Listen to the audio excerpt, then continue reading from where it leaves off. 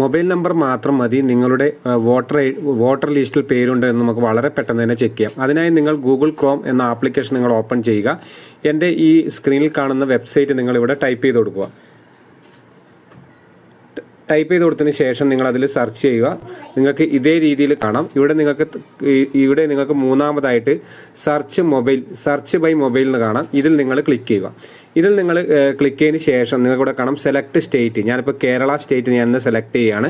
നിങ്ങൾ കേരള എന്ന് സെലക്ട് ചെയ്യുക. കേരള എന്ന് സെലക്ട് ചെയ്തതിന് ശേഷം ഇവിടെ ലാംഗ്വേജ് എന്ന് നിങ്ങൾ സെലക്ട് ചെയ്യുക. ലാംഗ്വേജ് സെലക്ട് ചെയ്തിട്ട് മലയാളം ഞാൻ സെലക്ട് ചെയ്തു. അതിനുശേഷം നിങ്ങളുടെ ഫോൺ നമ്പർ നിങ്ങൾ ഇവിടെ ടൈപ്പ് ചെയ്യുക. ഞാൻ എൻ്റെ ഫോൺ നമ്പർ ഇവിടെ ടൈപ്പ് ചെയ്യുകയാണ്. ഫോൺ നമ്പർ ടൈപ്പ് ചെയ്തതിന് ശേഷം ഇവിടെ നിങ്ങൾക്കൊരു കോഡ് കാണും. ഈ കോഡ് നിങ്ങൾ ഇതേ രീതിയിൽ നിങ്ങളിവിടെ ടൈപ്പ് ചെയ്യുക. S3NA5E ടൈപ്പ് ചെയ്തതിന് ശേഷം OTP എന്ന് കാണാം. ഈ സെൻഡ് OTP നിങ്ങൾ ക്ലിക്ക് ചെയ്യുക. നിങ്ങളുടെ ആ നമ്പറിലേക്ക് ഒരു OTP വരുന്നതായിട്ട് കാണാം. ആ OTP നിങ്ങളിവിടെ ടൈപ്പ് ചെയ്ത് കൊടുക്കുക. എൻ്റെ OTP വന്നത് 656255. അതിനുശേഷം നിങ്ങളിവിടെ സെർച്ച് എന്ന് ക്ലിക്ക് ചെയ്യുക. സെർച്ച് ക്ലിക്ക് ചെയ്യുമ്പോൾ നിങ്ങൾക്ക് വളരെ പെട്ടെന്ന് തന്നെ ഇപ്പോൾ എൻ്റെ വോട്ടർ ലിസ്റ്റിൽ പേരുണ്ടെന്ന് സെർച്ച് റിസൾട്ട് നിങ്ങൾക്ക് കാണാം. രാജേഷ് VV.